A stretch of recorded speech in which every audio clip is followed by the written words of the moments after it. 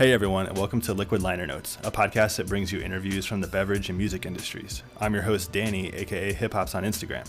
For this week's episode, I have Eric Hobbs, the co-founder and CEO of one of Chicagoland's newest breweries, Blind Corner Brewing out of Naperville, Illinois. Eric, thank you so much for coming by. Happy to be here. And I'm pretty excited about this interview because I don't think I've had anyone who's like business focused yet on the industry. So cool. Let me see if I can bore you a little bit. Yeah, it's a new thing. So first I want to start out with your early life and just sort of like maybe what your background is. Like, are you from the area? Yeah, I grew up in Geneva, Illinois. So we're sitting downtown, about 45 miles west of here. And lived there my whole life, grew up going to high school there. Left to go to Iowa City for Iowa for 4 years of college. Then I moved back to Chicago for 10 years and then wound up back in Geneva when I was starting Penrose. Nice. And what did you major in with college? Did you say? Actually, communications. Okay, cool.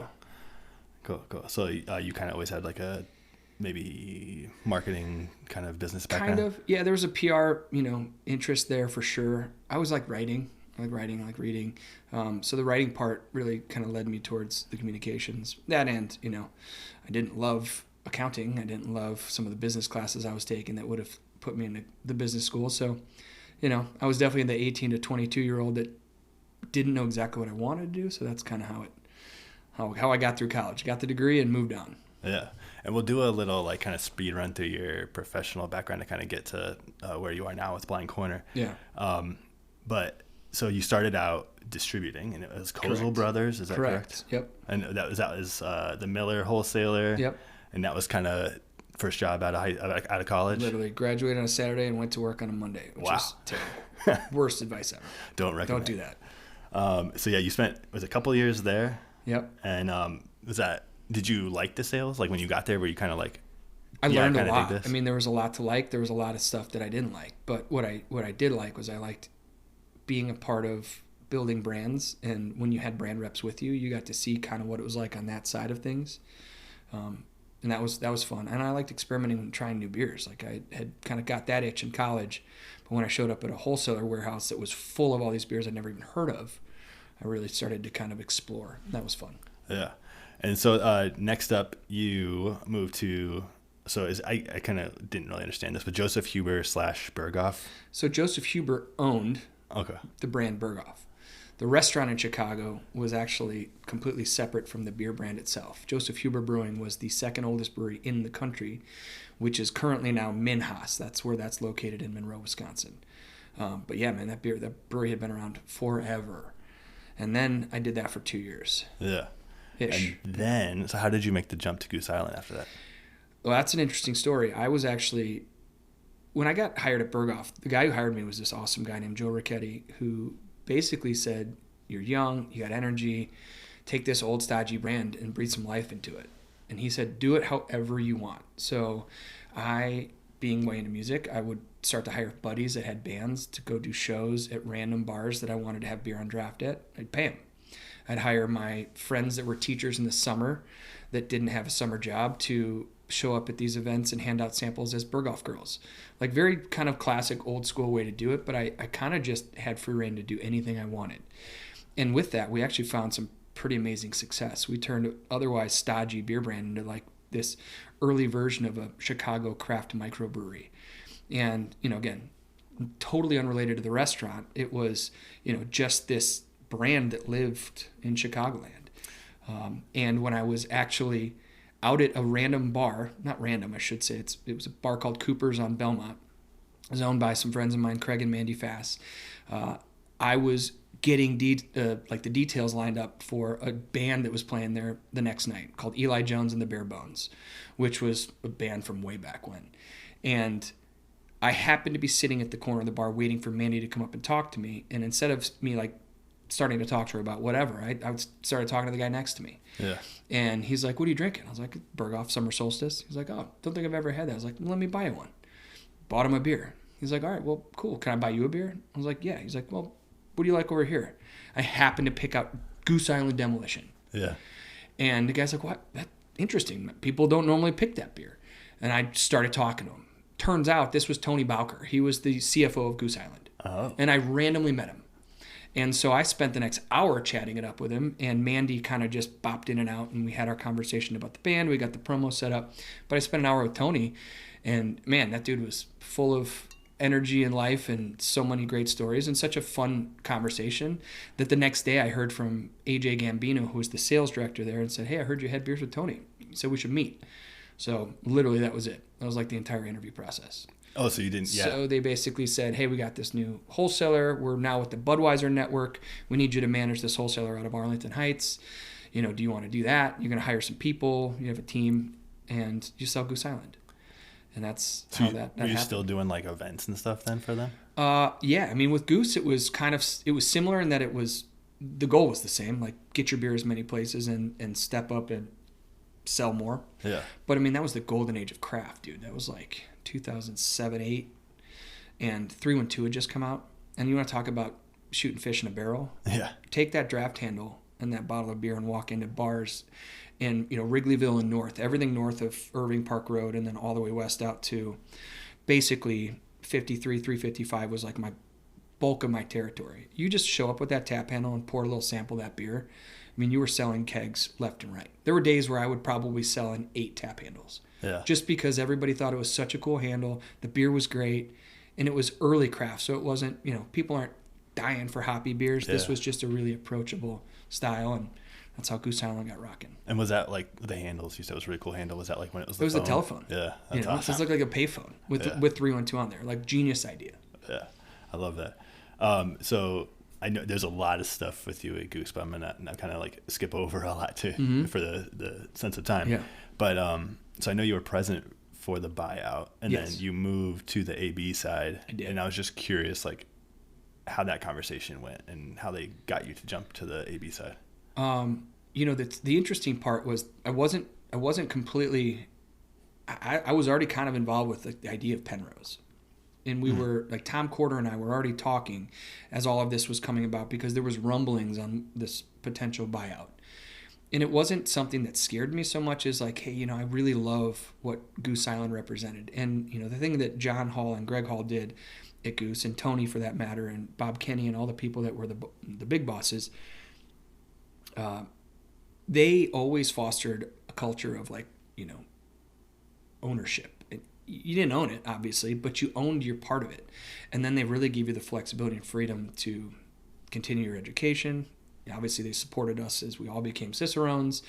They were always advocating to, further your knowledge, go to other breweries' events, go to other brewers' beer dinners, like learn, and then be a true advocate for beer. And then by doing that, you were just kind of a better salesperson. So, like, that culture really resonated with me. And so I was keen on the idea of not losing that. So I kind of thought, hey, man, maybe I should go do this other thing. Maybe I should start this other brewery. I think craft is where my true heart is, my passion is. And Tom Corder being, the guy who was running the brewery for a while and then working with Lafleur on the innovation team, I just saw him as a great partner to go try something new. So by the time the AB buyout happened, that was underway. Yeah. So when they told me that there was this opportunity to take over, like, this high-end, regional position that just oversaw not only the Goose piece that was going to be folded into the states, which made up the biggest, bulkiest part of our business, but it was also going to be like the Belgian portfolio. So Stella Hoegaarden Leff. It was going to be Beck's from Germany. It was going to be the Shock Top brands. I mean, it was a lot of stuff I wasn't really familiar with. Yeah. But I said, hell yeah, dude, let's try it. Actually, I talked to Greg Hall first, and he's like, it's probably just really good education. No matter what, like in classic Greg Hall form, go learn, right? And so I was like, yeah, I'll do it. And so I moved out to the region office, which for like a week of my job there was out by O'Hare. And then immediately after the new year, they moved it out to Lyle, which was different because I was in the city and I was driving out there. Yeah. But I'll tell you what, man, that year and a half was pretty awesome. One of the smartest people I've ever met, Kevin Fian, who to this day still runs as VP of the region, was my boss. And he was a kind human, but he was, like, so smart. Think about if you operate 5 states with the size of the portfolio that they have at Anheuser-Busch. And you are responsible for not only how well these wholesalers in this network, this vast network, perform every year, but you're responsible for their key performance of their retailers, right? The big retailers. He would recollect a week of ads for a random bush pack that they might have had in southern Indiana that for some reason we didn't get the same ad placement on the next year, and he knew he was going to roll those numbers, and he'd be like, why didn't we cover this? Yeah. And he would know that type of stuff times 100 other things, whether it was marketing programming, whether it was sales. I mean, he just saw the business in a way that I'd never seen before. I mean, truly, like, remarkable to work for that man. Yeah, it's pretty wild. Yeah. Another good educational point of it. Yeah. And I'm glad you sort of went into what the portfolio was, because that was one of my questions was, this is, Goose was like the first buyout that they did of craft, and I was just, what was the rest of that portfolio like? But interesting, it was the Belgian stuff. Which was fun. I ended up winning a trip to Belgium when I was on that. So, like, we did really well with Stella. I mean, that was selling extremely well when we were involved with managing that. And so the brand team flew all of us high-end managers over to, first to Nice, France, went to the Cannes Film Festival, and then went to Belgium for a few days. It was just awesome because they were just like, you guys are doing great. Good job. Here, fly to France and Belgium. I was like, sounds great, man. I can get used to this. That's a benefit of a large corporation, I guess. Yeah, that's I've not had a trip like that from a brewery standpoint in a while. So you mentioned Penrose with Tom Corder, and that was a brewery that you decided to start, located in Geneva, your hometown. Like you said. Absolutely. And co-founder, president, and that was in 2013. Yep. Yeah. And so I always thought it was interesting, like listening, even back then, but how you guys started with a Belgian single and just sort of did your own thing and tried to forge your own path. And I mean, it's an interesting approach, especially because we were coming up on the hop craze, right? I mean, 2013, everybody is chasing palate numbing IBUs. But it's really the time at which Citra started to step forward as become this really prominent, really dominant, front-facing hop that that would eventually evolve into where it is today, where it's like in everything. It's the most recognizable hop and most probably desirable hop. Most people don't even know, even if they don't know, it's what they want in their IPA. That was when people like Garrett from Pipeworks, Josh at Rev, they were putting it into their IPAs that were becoming the leads in their books. Ninja, Anti-Hero, and those were that kind of drove the IPAs. And Tom wasn't anti-IPA. We were just big fans of breweries like Allagash. I mean, shit, if you walked into our first cooler, in our draft cooler at Penrose, we had a picture of Rob Todd's face with a heart around it. Yeah. We loved the man. We loved everything about how they did stuff and the culture that they that was part of their business and their ethos. So it was very motivating for us to try to think of ways to bring more of that Belgian beer culture forward. So a single, Belgian pale, and then we did eventually get we had a white IPA, we called it. But those were kind of the lead dogs out of the gate, and good, better, and different, man. That's what we wanted to drink, so that's what we chose to do. Yeah, I mean, I love the admirability of it and just following what your passion is, and I know. So, again, we'll go kind of quick on this, but there was some tumultuous or whatever you want to call it times where you had a couple recalls that you had to do, and sort of I felt like from the outside listening in that you handled that really well. I thought we did. Yeah, I mean, if you asked our wholesaler too, I think it was very quiet. They were very quick. We dressed them. But what the world didn't see was, the struggle that created back home at home base, right? It was a challenge. It costs us a lot as a new business. And you have partners that are, they want answers and want to know that we're figuring it out. And I don't know that I had really good answers. And as the dude who was tasked with running the business, it was my job and my responsibility to make choices to correct or to stay the course. And in some attempts to course correct, I was maybe too passive with the approach, didn't really get anywhere. And by the time all of this was starting to kind of shake out and the dust was settling, Tom and I were not in a good place. We didn't have a really good, healthy business relationship. And a lot of that was on me. I mean, I know that I was not a great communicator.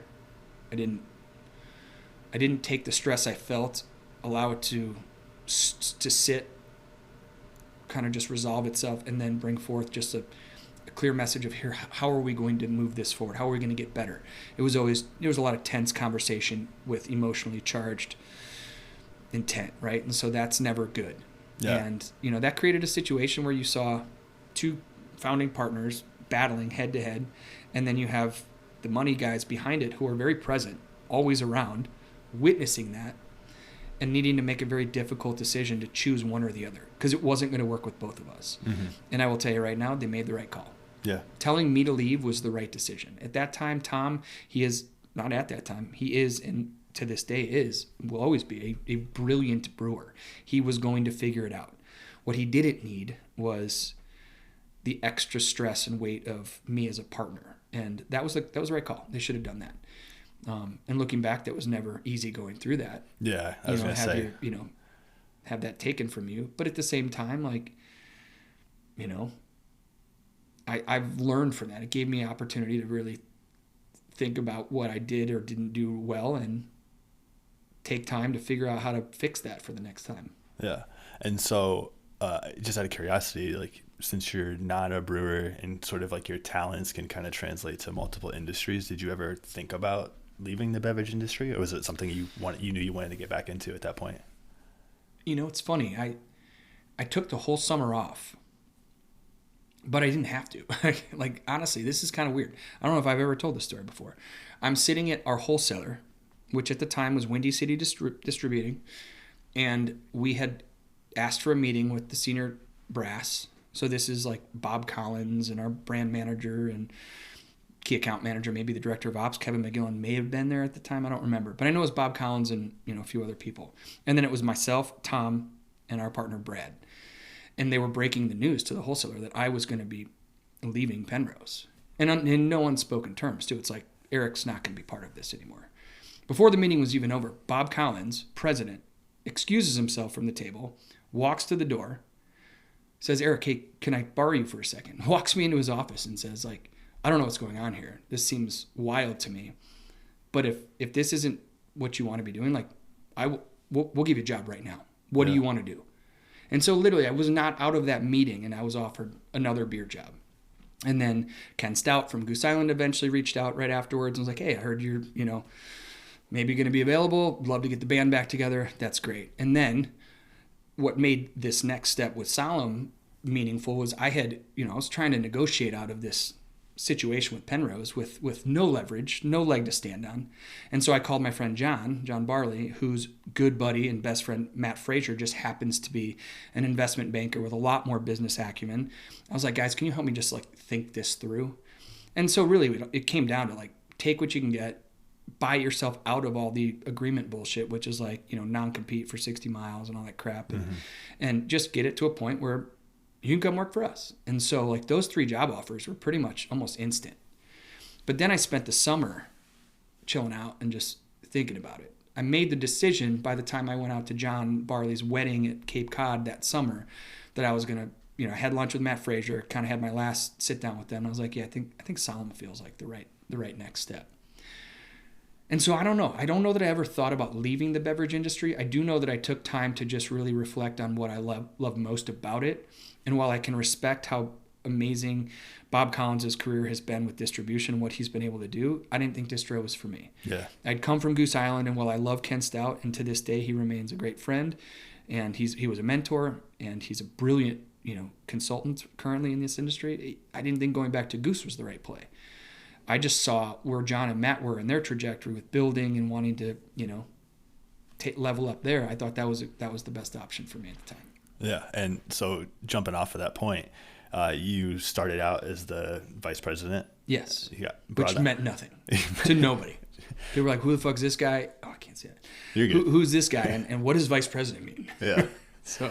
Yeah, and I'm gonna get a little more into what your role was and some of that growth, but so that was 2016 to 2019, and then you moved into the COO, Chief Operating Officer, and held that role for 5 years until recently. And I heard you say this before, and I kind of listening to interviews and stuff after this, you made the comment that you felt like Solemn was your last chance to prove yourself. And yeah. I mean, because obviously everything went south with Penrose, and you got another opportunity, and you really wanted to make the most of it. And it felt like when I heard you speaking while you were at Solemn that you were super passionate about it and really involved in it. And I know there was a lot of opportunities during that time you were there with opening the location in the city. Yeah. And just kind of expanding the footprint of the distribution of Solemn. Yeah.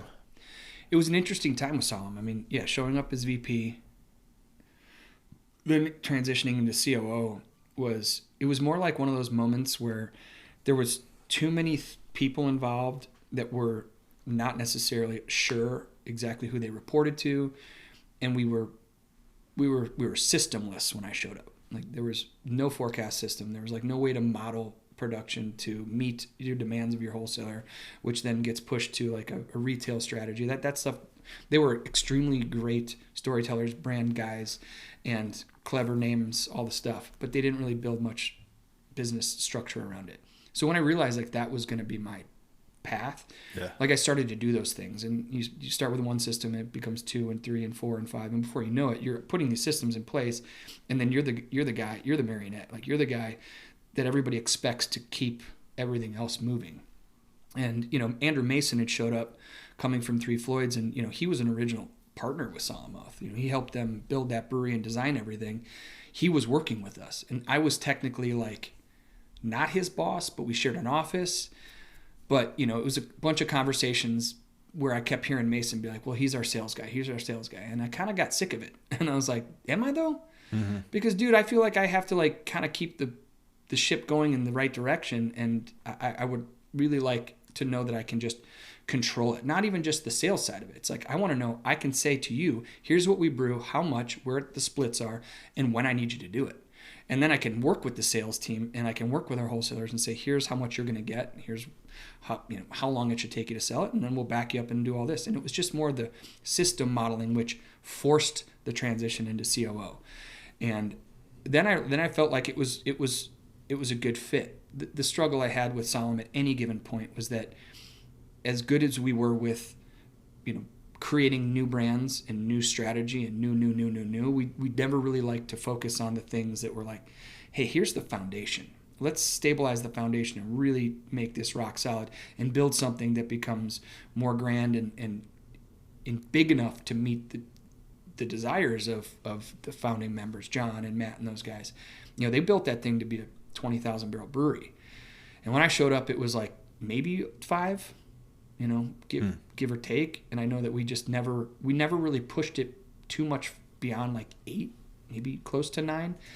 But it was a tough time to be really trying to scale. Yeah. Wholesale consolidation made that challenging.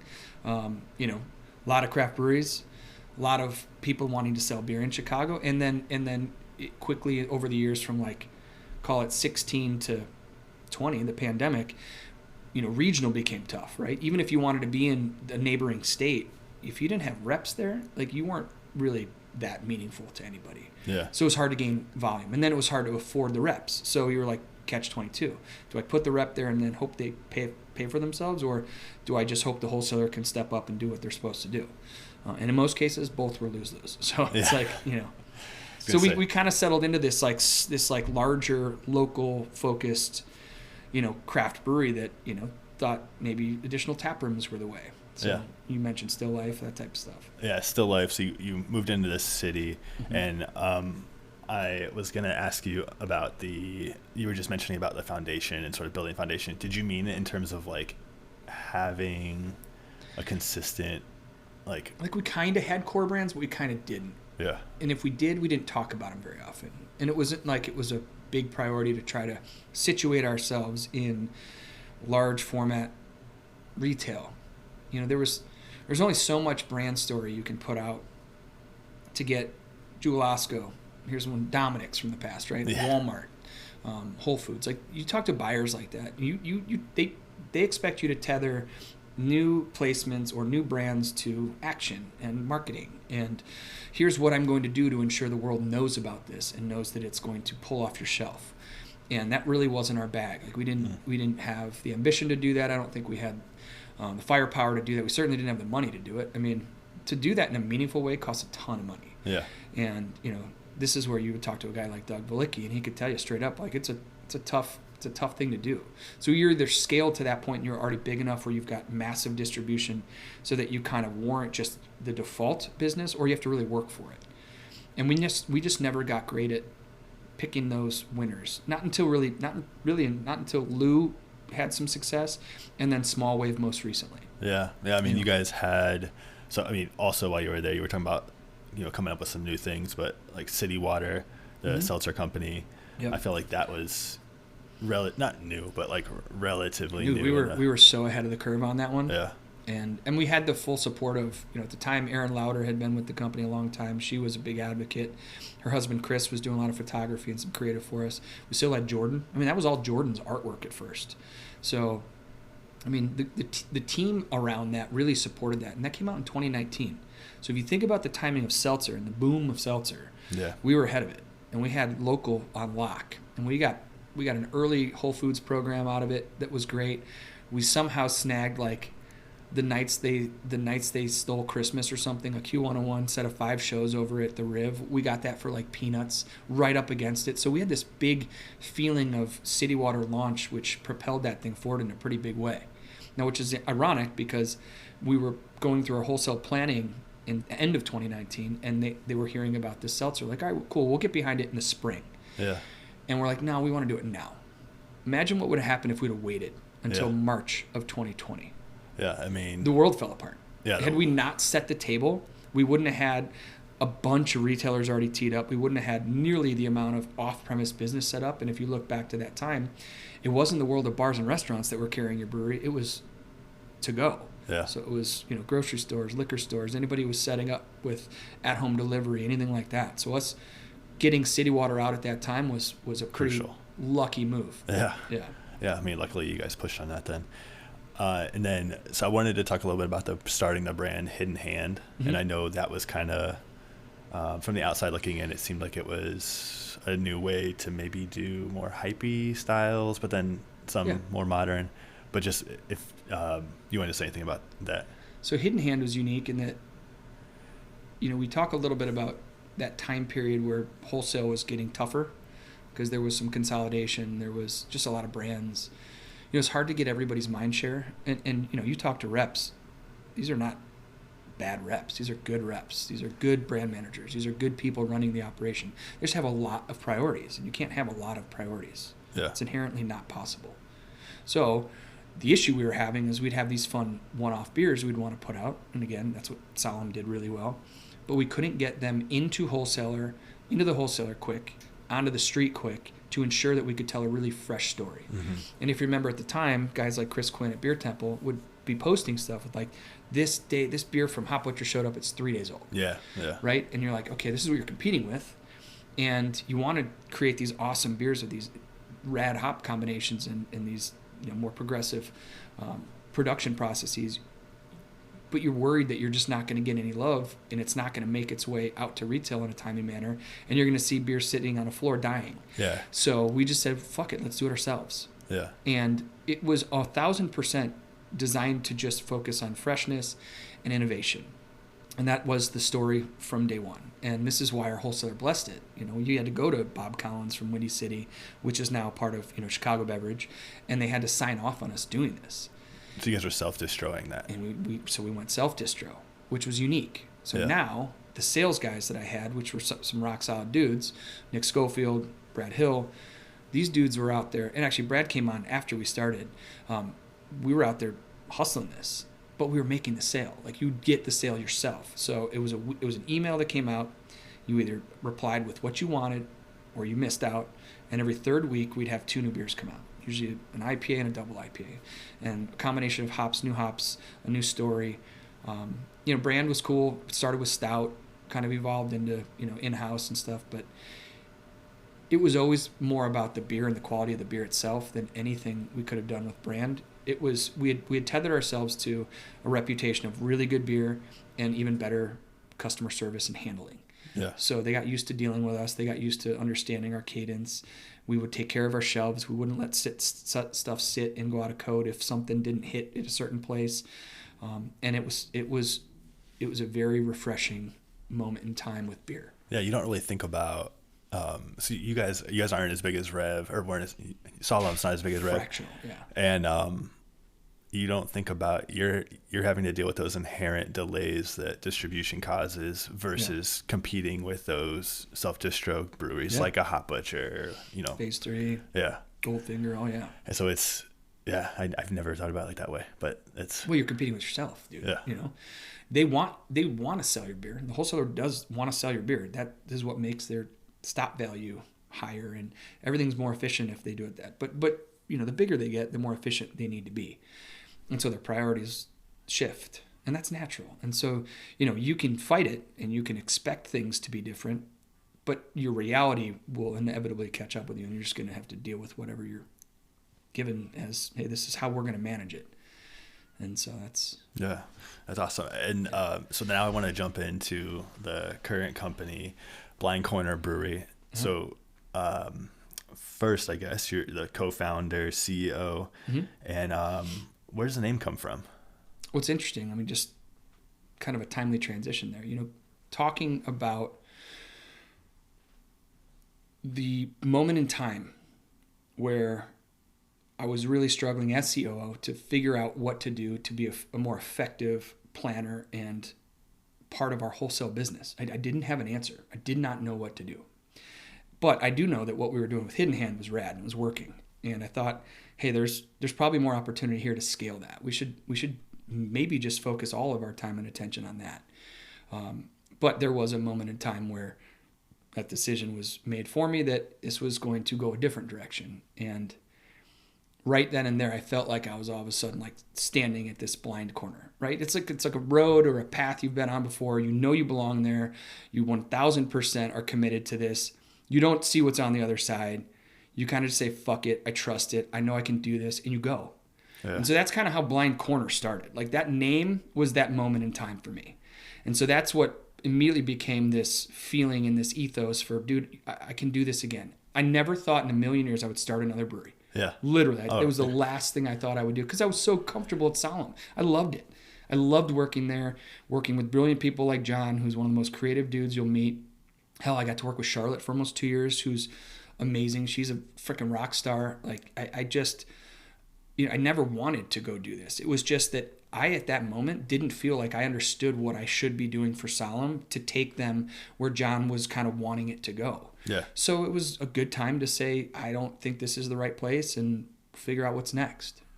Yeah. And so what was next was starting this brewery and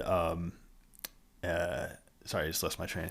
I wrote down what I thought that the name meant, and it wasn't exactly what you said. So it's all right. It's pretty close. I mean, so the new spot is walking distance from Solemn, and just you kind of have talked about like what your issues were and like what you sought for yourself for your next career path, mm-hmm. Not career path or your professional growth. Yeah.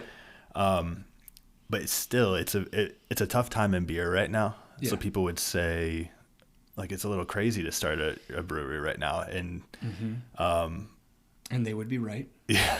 Yep.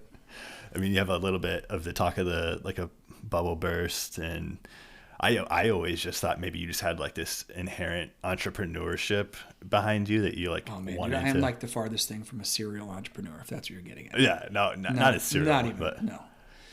Let's start with like why this is set up the way it is. So here's the thing. Like when that moment was presented, where I kind of just like thought I should go do something else, and then it was this kind of like, aha, let's go do this. There was also like, all right, well, let me talk to some of the people around me that I know that have capacity, people that are growing, people that are doing cool shit, that are doing new things.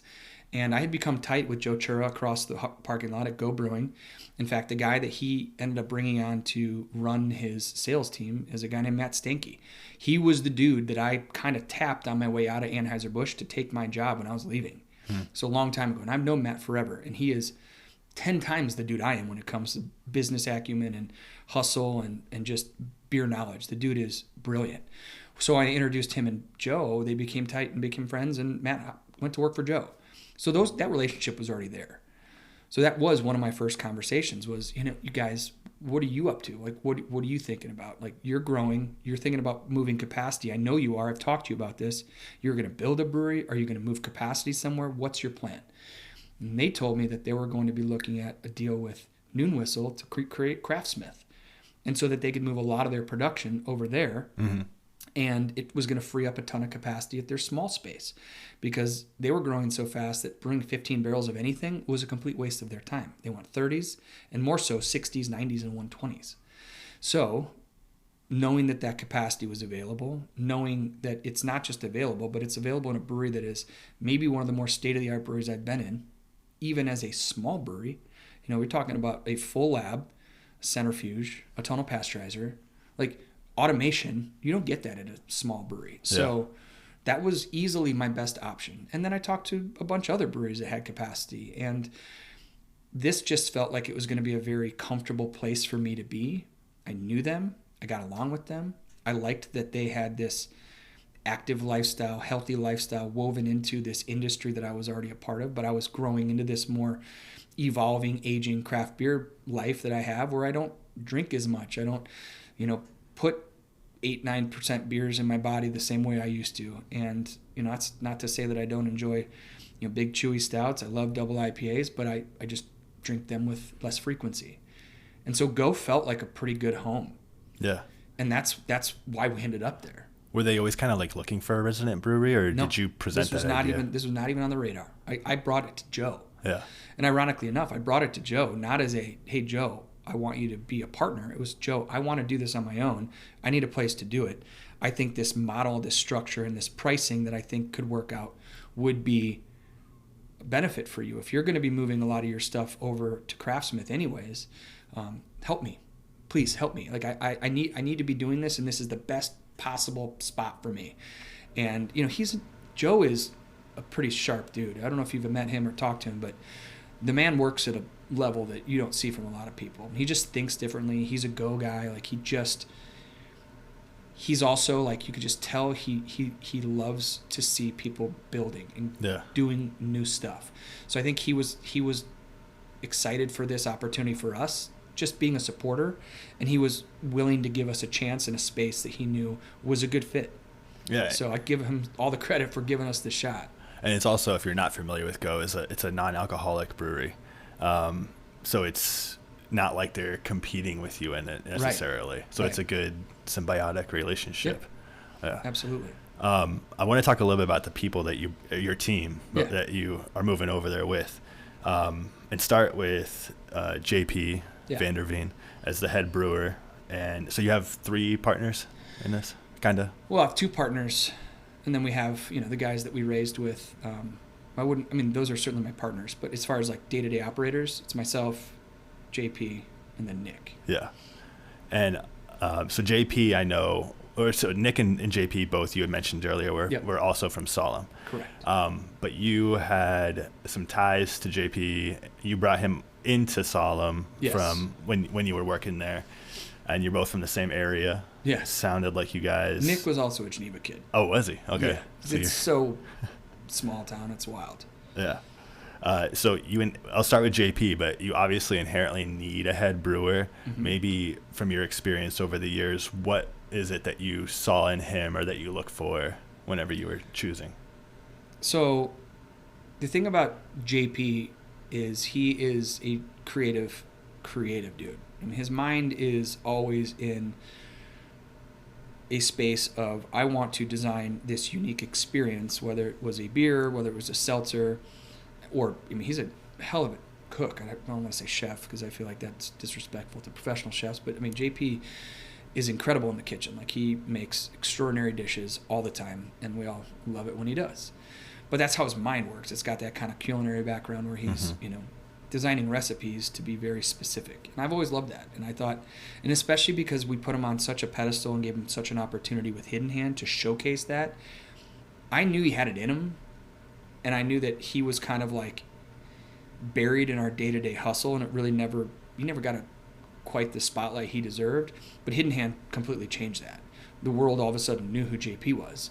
And then, he cleaned up at Fobab. Yeah. And, took home a gold, a silver, and then a best in show all in one day. And it was like one of those moments of like, oh shit, that dude is legit, right?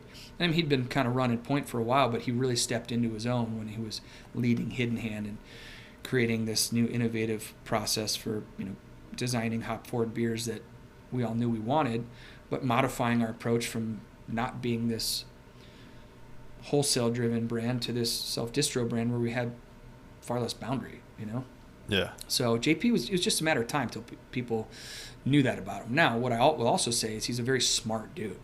He created this forecast model. We, kind of tongue-in-cheek refer to it as Jasper because his name's JP, somehow ended up with the nickname Jasper Paisley.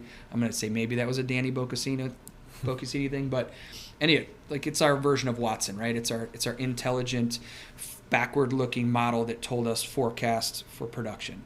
And it's what Nick, JP, and I end up using to model all of our production at Solemn. So the dude's like a wizard in Excel, too. And he's got it's like 10 credit hours short of a finance degree. Wow. So the dude just has this business side, too. So, when I saw what he was able to do from a creative standpoint, I was also like, I've worked with you for 7 years, man. Like, we've had some knockdown dragouts, but never can't get past it. Yeah. Like, we're always, fighting for the same cause, and we're just equally as passionate about getting it right. And I love that. So he was, the first dude I was talking to about doing this. And Nick in almost immediate sequence, but JP being kind of like if JP says yes to this and is willing to get into this, if I can stand it up, then this is meant to be. This is going to happen. That's awesome. So we'll move to Nick then, who's handling the sales side of things. Mm-hmm. And you also brought him into Solemn. Correct. While you were there. Mind you, they're both Geneva kids, but I never knew them growing up. I didn't meet these guys till our professional careers. Yeah. But I knew of Nick from his Stone days. He had been out in the world, kind of had the similar trajectory that I did, wholesale and then supplier and then obviously smaller brewery. But he worked at Stone for a long time, and I knew him on the streets when he was selling Stone beer. And he's just a likable dude. He was always out, which I loved from a sales standpoint. You saw him everywhere, which obviously is a good thing. But he's just a really honest, trusting guy, and he does what he says he's going to do. Sometimes he works fast and might break something, but I'll take that for the amount of work the dude puts in. He is a hustler, and he's just a gentle giant, man. That's awesome. Yeah. And I wanted to ask, after the Penrose downfall, did you put extra consideration 100%. Into the investors and everything? Well, yeah. I would argue that I put extra consideration into how I hired and how I brought people forward, and can we communicate together? Yeah. And I also, a lot of that, the issues I had at Penrose were on me. Like, I didn't think about business psychology the way I do now, and I didn't think about how you put information into the world in a way that can someone receive it? Do they want to receive it? Are they able to internalize it and give you good feedback and give you what you need back? So like the communication style had changed a lot. And, a lot of that came from time spent with John Barley, and I'll give him credit for maybe softening my approach, but not dulling my edge to the point where I'm not where I'm at now, because I still have that edge. If you ask Nick and JP, they'll both tell you, like, I just have a way. It's very black and white. I'm going to say what's on my mind. I'm going to maybe change my approach sometimes if I know that this is going to be extra sensitive. But for the most part, we will all be better if we are just honest and straightforward and not have to really dance around things. We're more efficient. We get it the way we want it, and we move on. Yeah.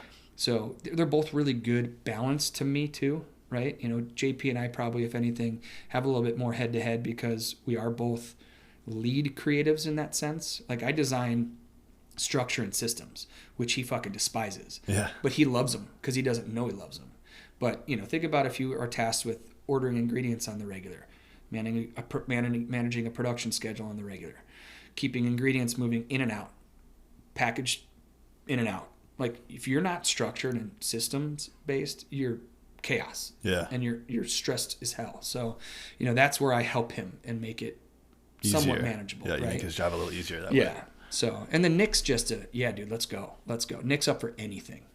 Yeah, that sounds like if I had the unfortunate situation where I had to, dispose of a body, Nick could be my first call.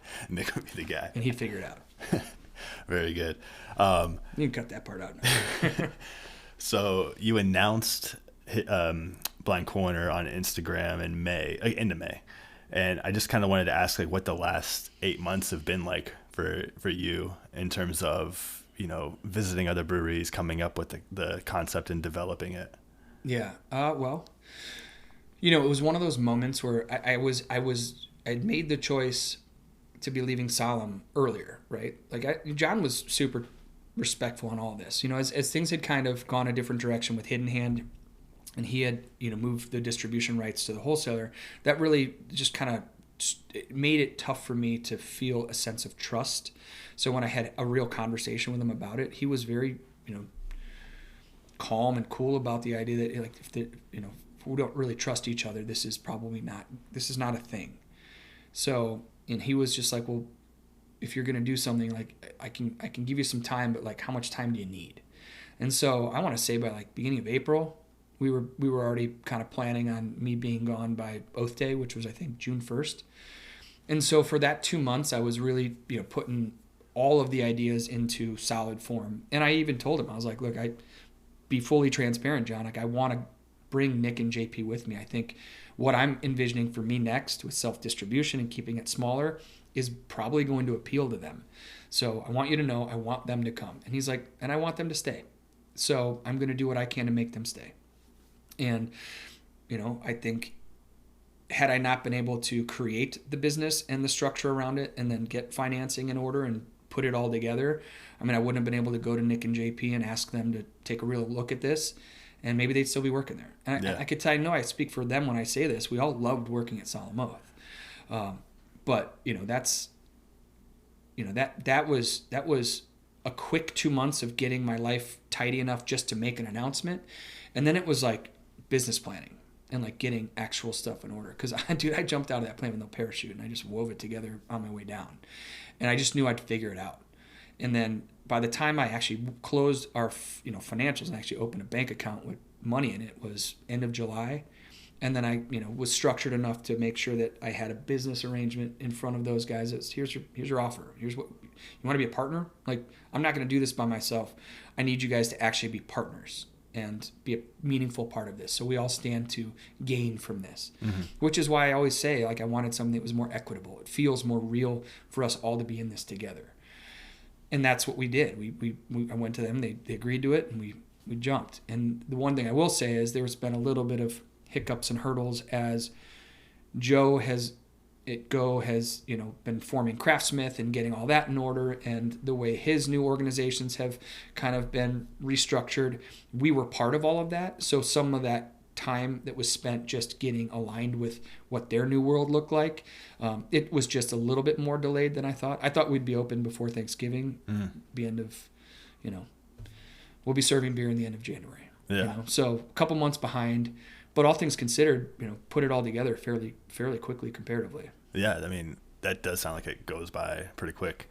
How's dealing with the neighborhood and the municipalities? Were you able to kind of tuck in to Go for a lot of it? That's the interesting part of being an alternating proprietorship within Go. We operate our own business, but we're within the business structure of Go, right? Go Brewing has their own production facility, their own liquor license. We have our own, alternating proprietorship liquor license within there.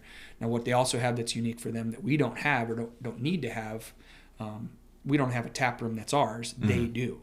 Yeah. But because their tap room already has guest taps, and they were already selling, beers from Revolution, beers from Hop Butcher, beers from Solemn, beers from Hidden Hand, Right Be Cider. They were already selling these beers. We're going to step in as a tap room resident, just like we are a brewery in resident. We're going to be a brewery in residence in their tap room, and we're going to have our beers on tap on those guest taps.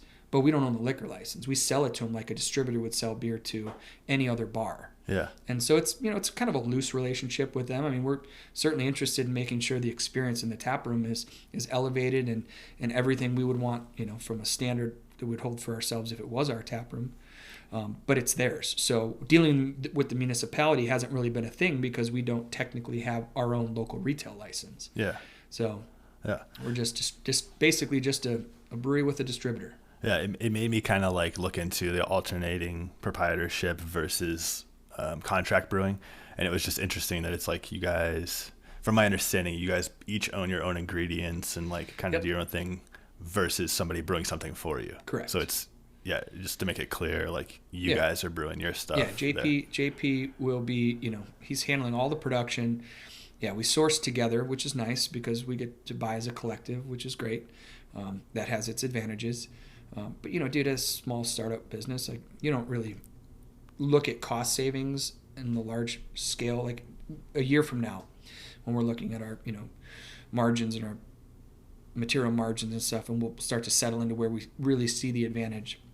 We're just happy that we're able to source on contract with some of these larger breweries like Go and Noon Whistle, right? So that's helpful. It's already there. Plus those relationships are already there. Half the people we're talking to when we're sourcing ingredients are the same people we talk to when we're across the parking lot. So, it's a very comfortable environment, very comfortable transition. We're just ready to get rocking, man. In terms of getting rocking, like what I know, one of the big things I've heard you talk about over time is building an audience. Yeah. When you're a new brewery, maybe if you want to talk about what the plan is for that, like what maybe some, I don't know if you guys are planning on doing events. I know it used to be like tap takeovers, which has kind of died. Yeah. Well, I don't know. I mean, part of me thinks that there's a traditional aspect to craft beer and service that we need to get back to. If you ask Don Bixel, he'll tell you what's missing right now with craft is that soul behind it, the ambition to go out and actually create this excitement. In fact, I was talking to Ricky about this earlier. The excitement behind craft beer is certainly waned. And it's not because people don't like the beer. It's because I think, unfortunately, some of the brewers have just lost the energy. It's been a soul suck for years, right? I mean, going through COVID was a ton, and just fighting for survival. And if you struck a bad deal with a wholesaler and you no longer matter to them and you're not really able to make ends meet, it's hard to really want to be positive and put a positive spin on it. So what we're focusing on really is trying to bring that positive message to our beers and our experiences with beers. And because we're self-distro, our driver salespeople are the same people. Mm-hmm. So when we go into an account where we've had a relationship with, in most of these places we've known for well over a decade, we're talking to friends of ours. So we're going to get beer on tap right away. We're going to not only get beer on tap right away, we're going to get a feature right away.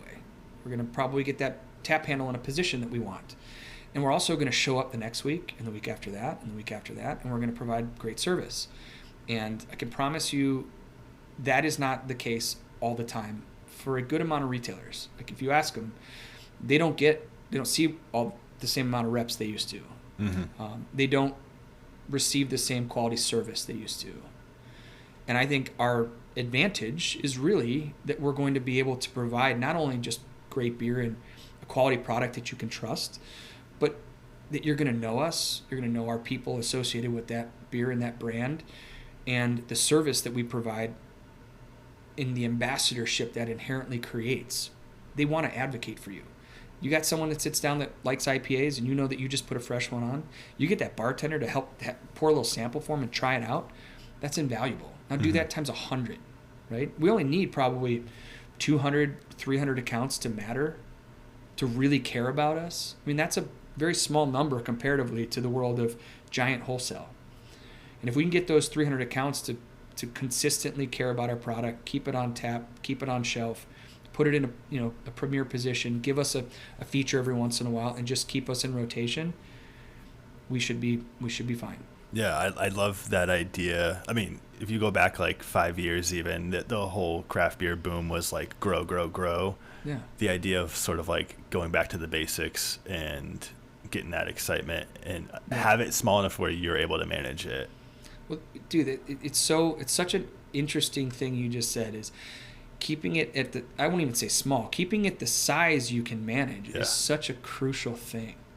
And, not out kicking your coverage. It's one thing we did with Solemn that I feel like we always wanted to be this bigger brewery. We wanted to make 20,000 barrels, and we always talked about the ways to get there and talked about these big, mapped out ideas of what we wanted to do. But what we had a very difficult time with was getting everybody aligned with backing it all the way back down, right? It's one thing to put the plan up here and just say, I want this, but to then back through all of the necessary steps that are going to get you there was just a challenge. It just never really happened. If you don't have buy-in from everybody, it just doesn't. You're just going to sit there and spin your wheels. It's idea session after idea session and talk, and notes, and nobody ever goes anywhere.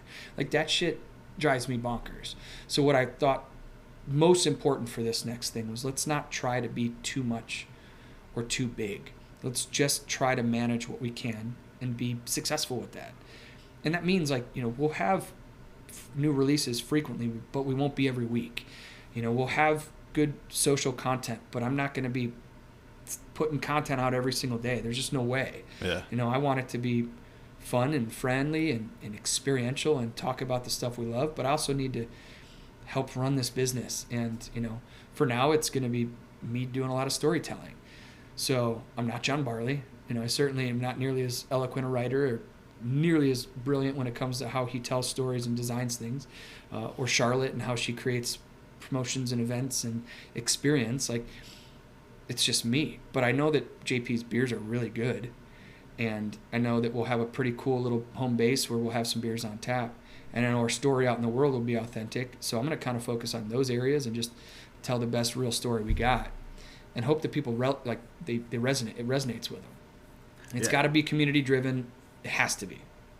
Yeah, like grassroots, community driven. Yeah. I love it. So it's a good time to jump into the sort of profile of beers of what you guys are doing. Yeah. And when I looked, you guys had a pretty wide array of styles. So we were just enjoying the... Yeah, I think you jumped onto our page before I had our web designer take it off, if you saw those, because I was like, bro, you've got like some placeholders up here of just like single cans. What is this? So I don't think that page is up anymore. Yeah. Okay. So you saw behind the curtain before the curtain was even pulled, but yeah. No, you're good. So I guess, what is going to be the focus on for the... So we really love, I think there's a moment in time right now Lager's having, which is certainly, everybody's talking about their lager. We will, and we have a lager. I think I just poured you one, right? And it's a 4.2%, premium lager.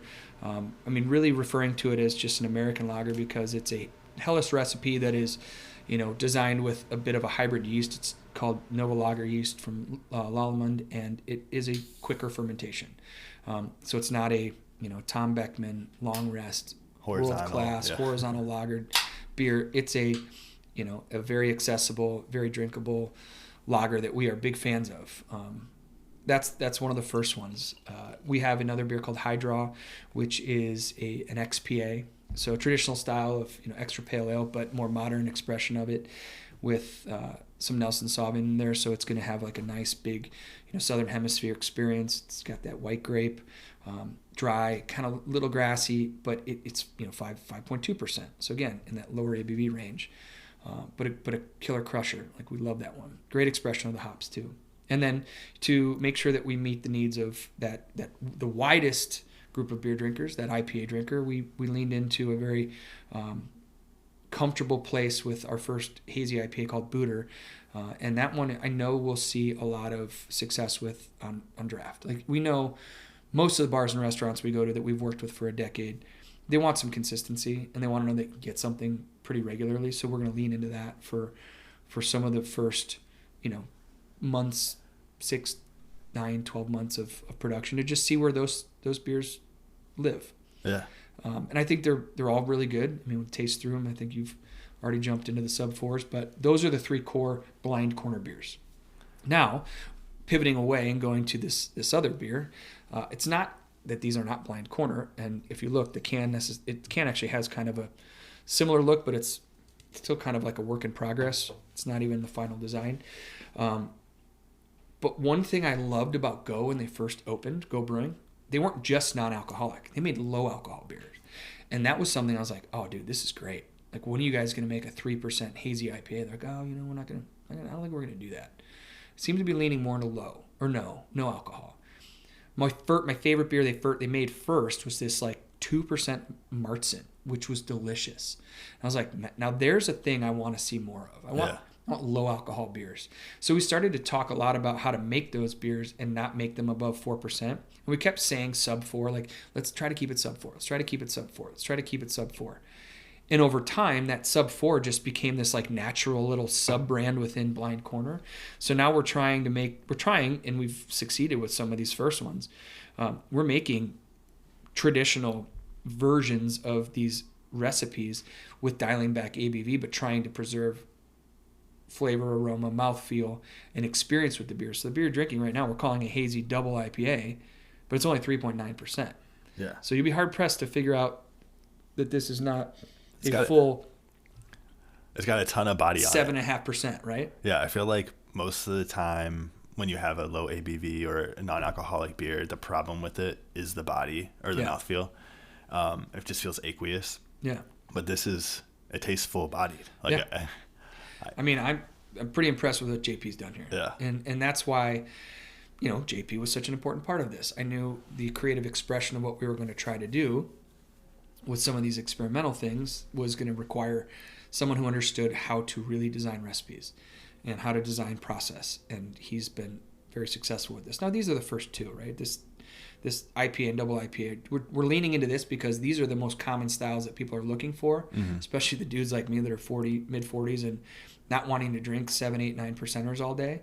You can drink a very hop-forward beer like this, have that same experience and not have it be, so high ABV. This is a nice space for us to be in. Yeah, I really dig it. It's not too sweet either. It's kind of dry on the finish. Yep. But you get that punch of the tropical notes in the front. So I think it's extremely well done.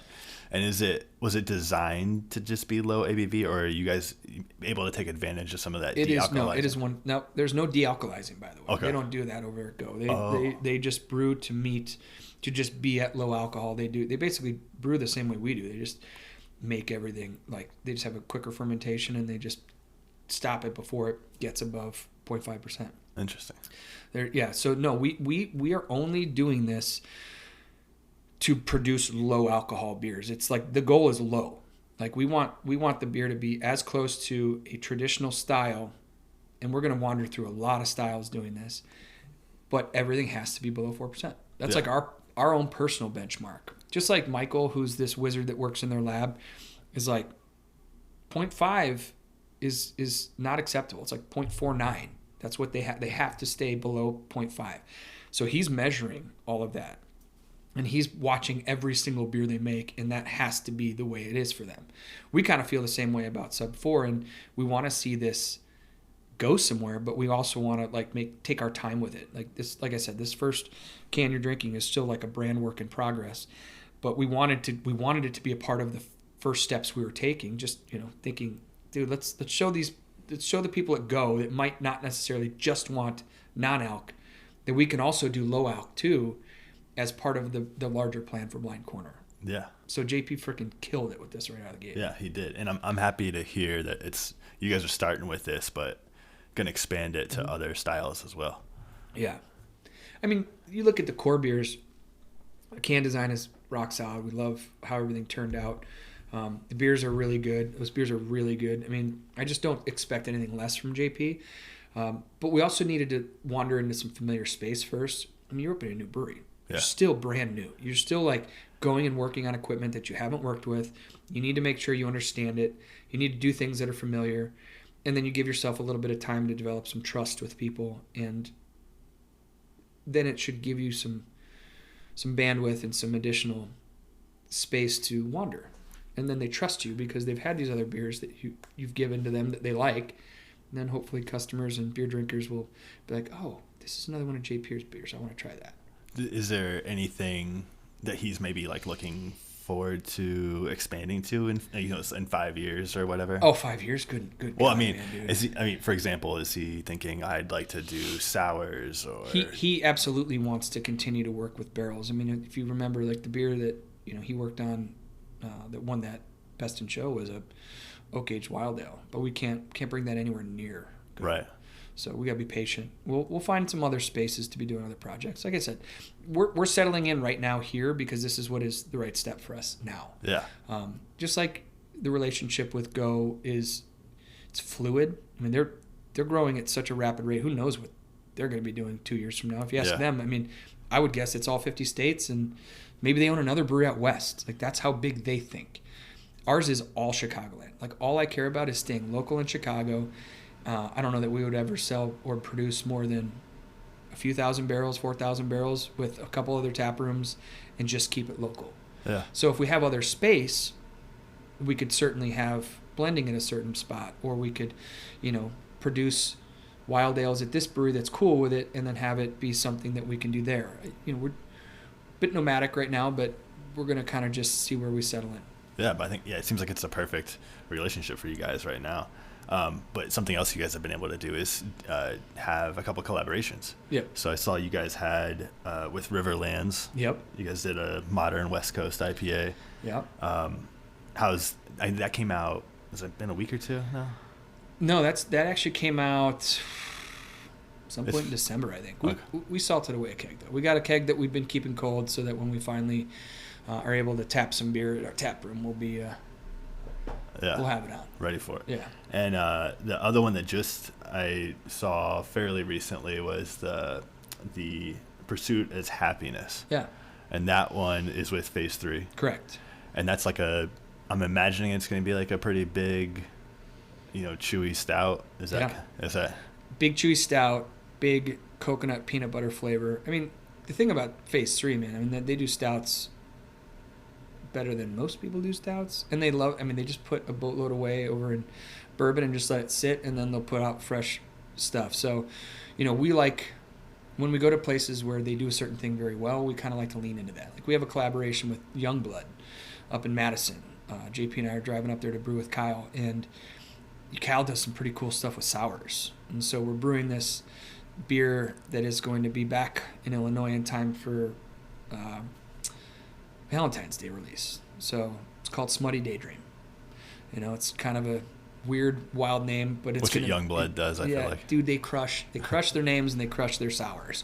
But it's going to be one of those Kyle's got this way. He's got the world thinking about sour beer again, which is awesome. So I want to perpetuate that. So when he comes to Illinois with this beer, I want to be able to tell people that, hey, this is a big deal. Like, I really think you guys need to dig on this. So when we go to a place and brew with them, I want to collaborate on the process and choose hops and choose ingredients and stuff. But, at the same time, you want to let them do what they're good at. Yeah. And really, you got to remember, I am not the guy steering that ship. That is a JP sit down with Sean Burns or Eric Bramwell or Kyle Gregorash, and they're talking, and I just know when to just be the guy taking notes to make sure that, the meeting got recapped properly. Yeah. That's my stupid role. Yeah. Right? But that's the fun part, dude. Like, still being a part of that, still getting it all together and like figuring out how to craft it, and then naming and the writing around it. I've really enjoyed some of this new development in names and stories. It's fun to do that again, because I didn't really do that at Solemn for years, because you had John. Yeah. Why do you need to write when you have John? Yeah. I love the packaging and everything is like, you have colors that are going to really stand out on a shelf. Yeah, if you look at what we were, the visual with Penrose was definitely more my style, which was kind of textural and color driven, where Solemn was always illustrative, because John and Jordan, they love antiquity. They loved, what Jordan could do. His talent alone warranted the illustrative, right? But what I like about this was, we kind of leaned into a combination of what I liked and what JP liked, which was, kind of mid-century modern architecture, line work, lettering, and then a lot of après-ski colors and color palettes, and kind of that vintagey look that wasn't too overly retro and vintage. And we put it all together. And the guy we ended up working with was our friend of ours named Ryan Mather. He actually lives out in Seattle. He's an industrial designer for Stanley, of all things, but he's got this ability to extract from us what we're trying to do, and we've just loved working with him. So yeah, he's done a really good job capturing that. Yeah, and it's been following the Instagram posts and everything like that, and the design of the cans. You said you appreciated Go's athletic nature with their things, and I feel like you guys are kind of continuing that outdoor adventure. Yeah, everything like Taper is a nod to just a proper lake path run. JP loves his marathons. Training for another one right now, so running all the time. So we grabbed a photo of one of his lake paths. Nick loves mountain biking, right? So Booter's just a reference to him building jumps in the middle of the woods with his giant middle-aged bike crew that he's got, that is just avid riders. They're so involved with the forest preserve. They're cleaning up, removing buckthorn and invasive species, and then they're over here taking funding from the forest preserve and helping restore paths and stuff. These guys are rock stars. So we made that for them, and then of course my crazy passion is golf and the sport of golf, which is very much a love-hate relationship. But, high draws, you hit a bomb drive with a high draw, usually in a good place for your second shot. So, we kind of all wove ourselves into these first three. And even my color palette with that is, it's a harken back to like the old Masters colors. Yeah. So, it's been fun to weave all this together and to put those three things into each one of the first three beers, and then to watch how like the limiteds and the one-offs are coming, right? We've got this beer called More to Discover, which is very much the classic shape of the Blind Corner as our first double IPA. That's going to come out right when we open. We have a beer called Onward and Upward. Classic phrase that I usually end a lot of emails and texts with, especially if you're talking to someone and like encouraging them, right? Mm-hmm. Onward and upward always, right? And then we have references to these bands we like, and these references, like when Steve Albini died. There's this quote that I remember, hearing and thinking about as everybody was talking about him. And when he was working with Nirvana, he was like, oh, shit, man, I'm not used to working with these big bands. I'm used to working with small fry bands. I was like, small fry bands? That's a great beer name. Wrote it down, got a beer named Small Fry Bands. Nice. Dave Grohl talking about like the simplicity of a guitar and like it being this like very basic, very simple way to bring music to the world, calls it Wooden Wires. And I was like, that's a good beer name, Wooden Wires. I like that. So like we're bringing a lot of ourselves into this, and it's kind of coming from all sides. It'll make it easier to tell that story. Yeah, and so the visual aspect becomes a little bit of these halftone images with the color and the combinations and other textural or line work that we like. And Ryan, like I said, Ryan is just so easy to work with. He's chilling out in Seattle. Dude goes all over the world. I mean, he was in China for a couple of weeks. He's always moving, but like he always makes time. He's very thoughtful. He's very intentional, and he's on top of it. So I love working with him, and he's been able to crank out some pretty cool stuff. Yeah. So now I want to jump into the tap room, just to kind of, I know you said it's Go's tap room. Yep. But just, I know how important that is as like a stream of income for a new brewery to have their own space they're able to serve in. Mm-hmm. And that's nice to know that we'll be able to sell them beer every week. Yeah. That's it's like, hey, my best account is in the front of the building that I'm brewing beer in, right? And that is great, and we're very happy for that. But I also think there's something to be said about being able to curate an experience for people in a space like that. Go's taproom is gorgeous. I don't know if you've been there. I haven't. Yeah. They did not miss anything when it came to building that out. And what I had seen over the past couple of years is as they've grown, they have a lot of people doing a lot of stuff, and they have some really smart people doing a lot of different things. They're wearing a lot of hats. And what I think has kind of happened is the taproom hasn't necessarily been a priority for them. Mm-hmm. And it's been a challenge for them to keep it as busy as maybe they want. It's a beautiful venue and space. Like they do a lot of events and private events, but it hasn't really had the kind of day-to-day operations that maybe they were hoping they'd get out of it. And so when Joe knew that I was hoping to have beer on guest taps, he's like, cool, well, can you help us maybe finesse how we do this and just be a part of maybe day-to-day so that you can help us be more of a traditional taproom experience? Because again, as a guy who drinks a lot of low ABV beers now, and I'm planning to make them, I also have come to really appreciate and like their beers too. And I know there's going to be a lot more people like me. Mm-hmm. They're going to show up at that taproom thinking, I'm here to taste Blind Corner beers, that they're now going to try Go beers. And they're going to be like, holy crap, these are great. Like I'm going to bring this into my drinking habits and my routines. And I think that is going to benefit them as well. And I think Joe sees that and is going to trust that all of this will work itself into a mutually beneficial position for both of us to have presence in that tap room. And having that influence on the tap room for you, are you able to sort of work with the servers, the bartenders, to kind of be able to tell your guys' story as well? Yeah, we've been doing some training. I mean, we've been training nonstop. Like we tried to find a few more bodies and just to beef up taproom hours. I mean, we want to be open more.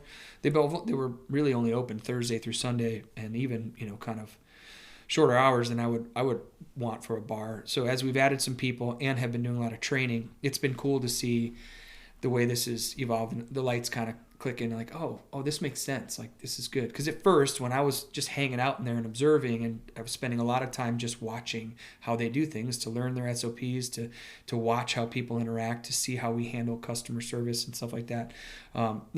People were just like, who's this guy? Like, why are you still here? And then over time, they came to realize, like, oh, they're going to be part of this. And, sometimes that has an immediate effect on people's attitude and how Yeah. they treat you. So now it's cool because I think everybody's kind of moved past the growing phase of like, oh, who are these people? Now they trust that we are making good beer. We're going to have a good plan. Like it's going to be awesome once this thing gets rocking. That's awesome.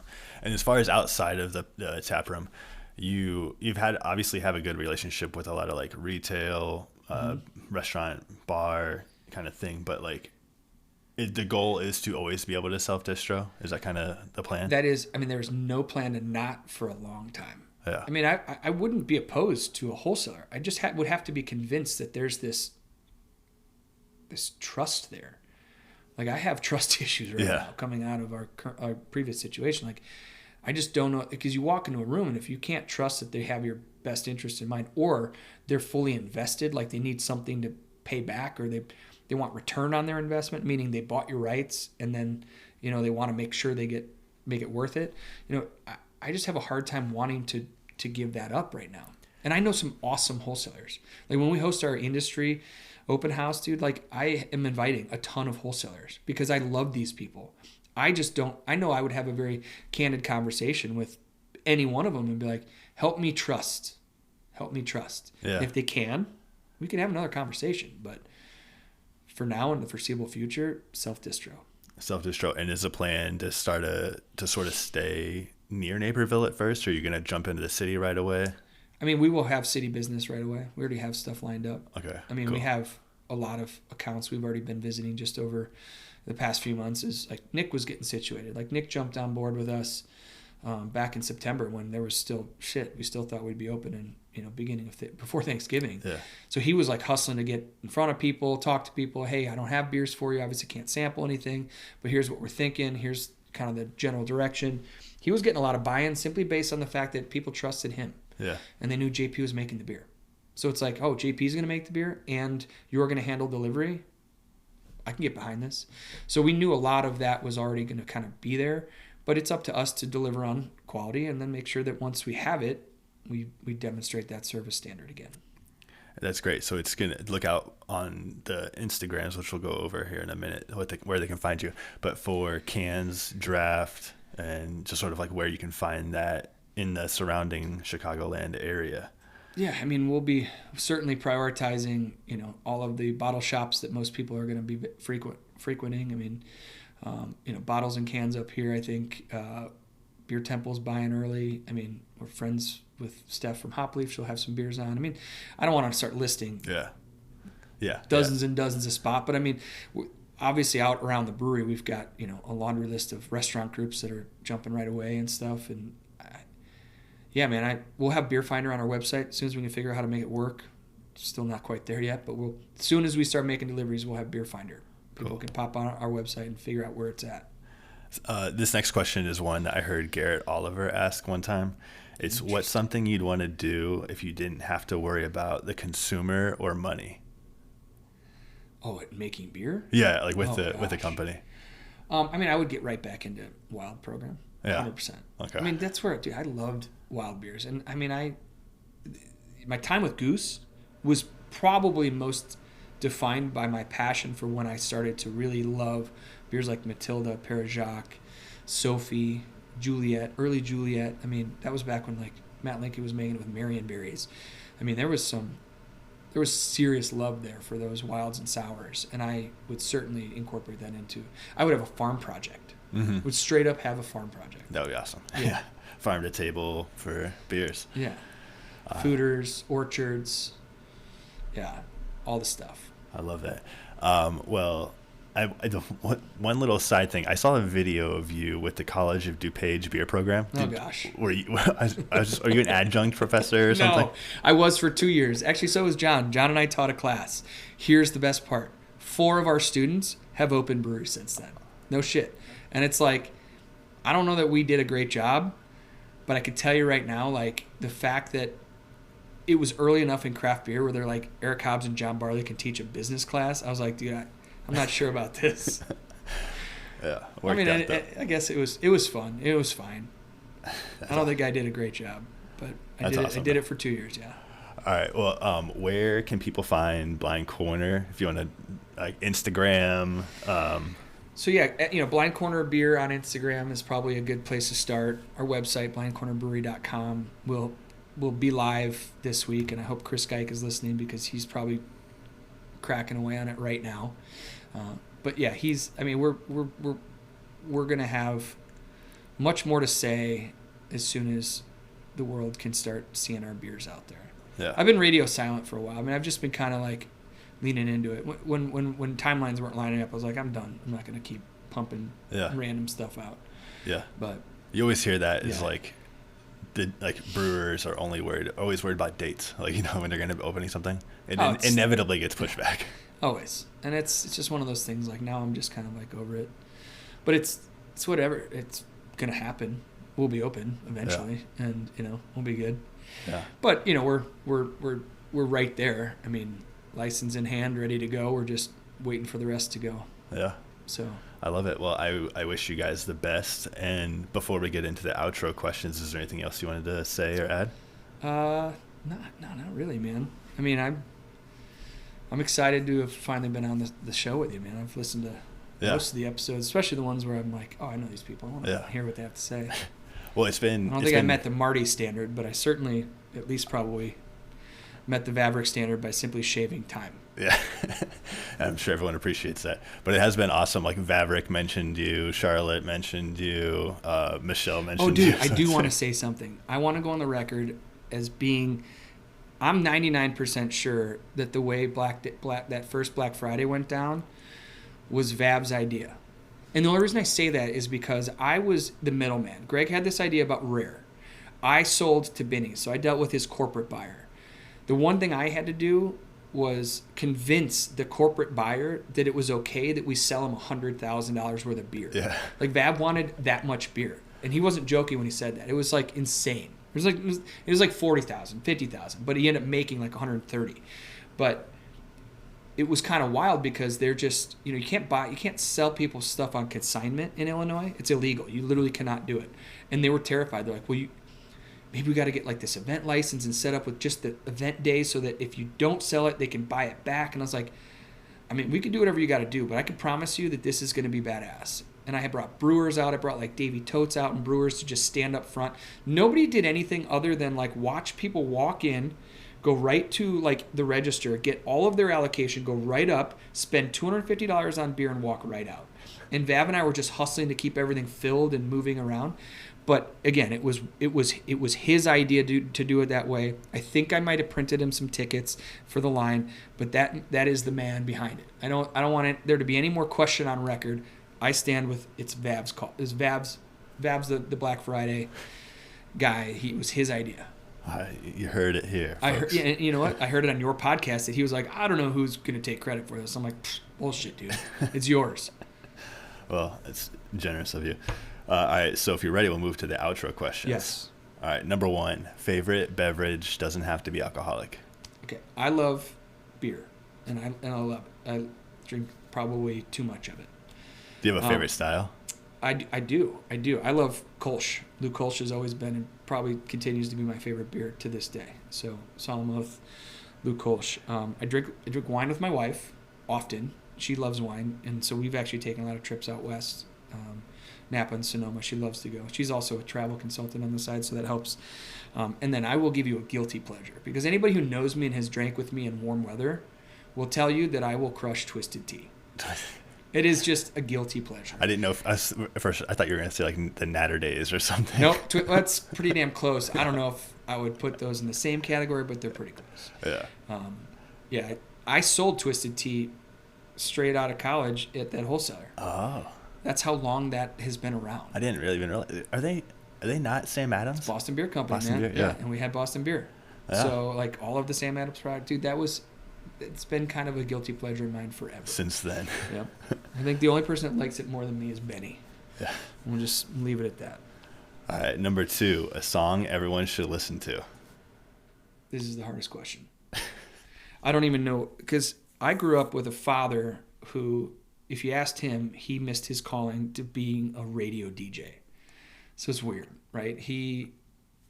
he gifted me as he moved into his older years and moved downsized. He gave me all his albums. Yeah. So I have a great vinyl collection. So there's probably like a laundry list of ones in there. So he was a diehard Beatles fan.